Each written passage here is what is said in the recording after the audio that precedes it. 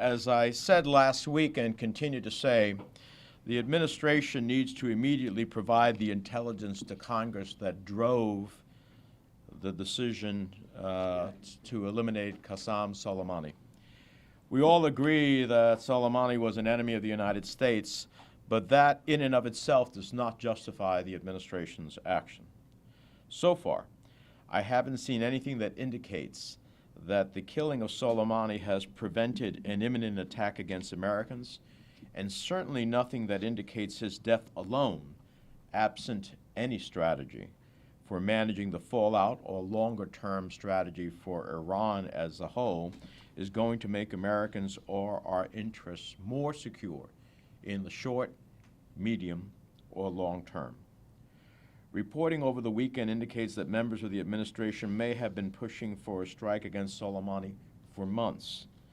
That, in and of itself, without a cause for concern about an immediate attack against the United States or its interests, would be pretty outrageous. Reporting also indicates that senior, experienced officials across agencies balked at the idea of killing Soleimani. At this point, I have more questions about the prudence and legitimacy of this strike, and most importantly, remain convinced that our interests are no more secure than prior to the Soleimani strike.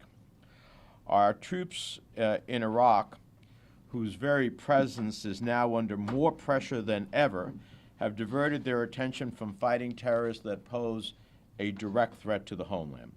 Just yesterday, the counter-ISIS coalition announced that it was calling off all counter-ISIS efforts in order to protect Iraqi military bases that host coalition troops. The Iraqi parliament voted for the withdrawal of U.S. forces from Iraq as a direct result of this strike. U.S. troop withdrawal has been a major and long-standing Iranian goal, and something that Soleimani had been trying but unable to accomplish right up to his death.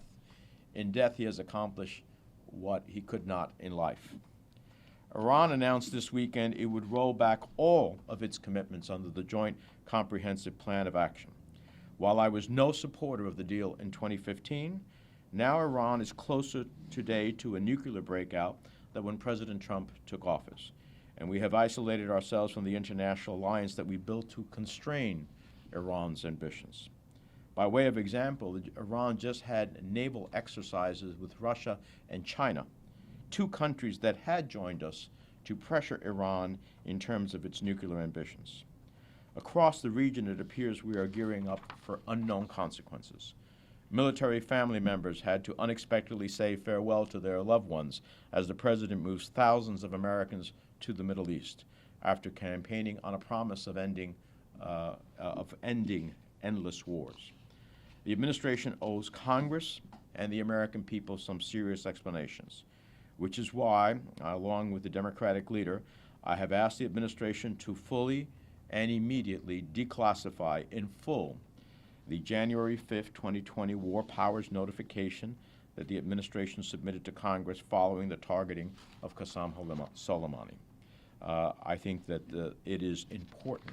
This is a pivotal moment in our relationships, not only with Iran, but in terms of the national security of the United States, that the American people understand the totality of what gave the president cause to make this decision, and so that they can exercise an independent judgment, just as we will exercise an independent judgment on these facts. On Wednesday, there will be an all-senators briefing. I'll look forward to the opportunity to test the proposition of what was the intelligence that led to this decision, and then we'll have more to say after that time. The final point I made, for most of 2019, as the senior Democrat on the Senate Foreign Relations Committee, I have been pressing the administration for a strategy as it relates to how do we deal with Iran, for a strategy of internationalizing our efforts as it relates to Iran's nuclear ambitions, missile proliferation, and other nefarious actions.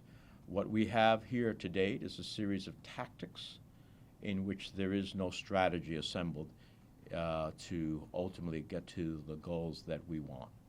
And What I can see us headed to, if this continues, is a series of tactics and actions and reactions that can have us stumble into a war.